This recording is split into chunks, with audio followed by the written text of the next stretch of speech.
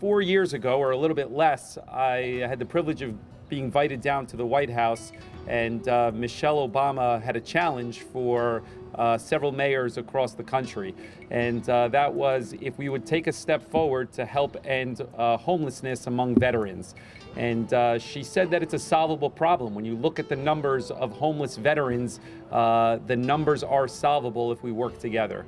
And of course, I took that pledge as a veteran myself, saying that this is important to me as somebody who served, but I didn't really know how we would get over the goal line. And I came back and I spoke to Freeholder Bill O'Day and the Redevelopment Agency and Pat Kelleher, and all hands on deck. We stand here a couple years later with the first of several buildings like this that we're going to build.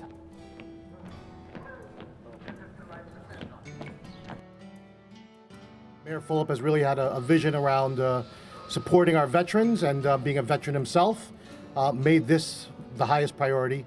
And so we say thank you, Mayor Fulop, for your vision and your leadership. And we thank everybody who's made this a part, and we dedicate this in the memory of Jamie Vasquez and Sergeant Walker and other veterans and all of our veterans who have made our contributions to protecting our democracy and our freedom here in this country. We house homeless people throughout the county. Right now we have about 85 apartments with chronic homeless in the apartments. But this project is very special because it's homeless veterans that we're working with. And we had the great pleasure of placing the first 2 vets in their apartments this week. Because be you liberal or conservative, everyone in this country can agree on one thing. Our vets deserve the best. And so that's why this was very special and sweet and a wonderful moment for us.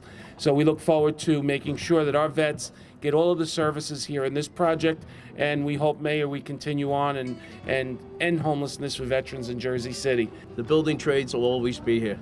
They always know this is the right thing to do, because members of the veterans and have fought for our country, and over the years they've been forgotten.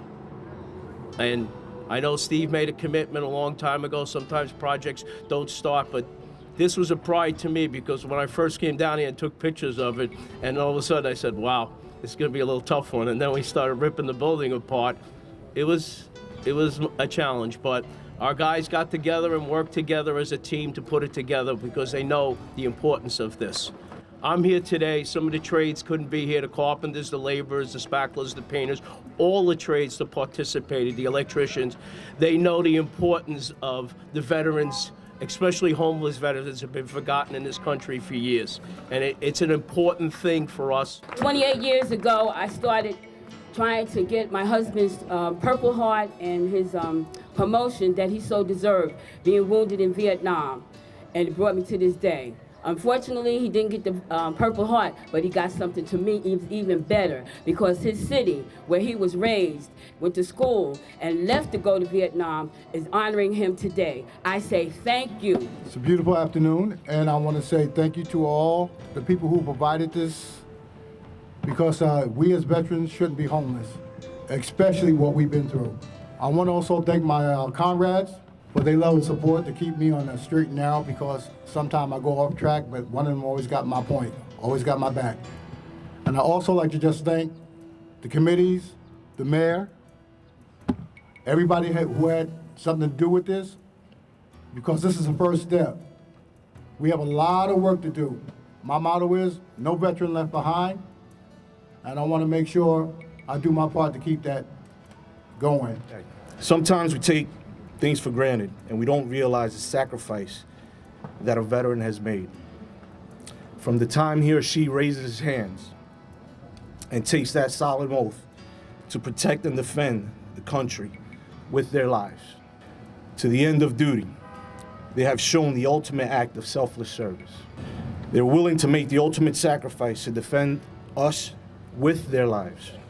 With that being said, I'm truly proud of the city of Jersey City and its commitment to follow the Marine Corps philosophy: leave no one behind, especially a disabled and homeless veteran.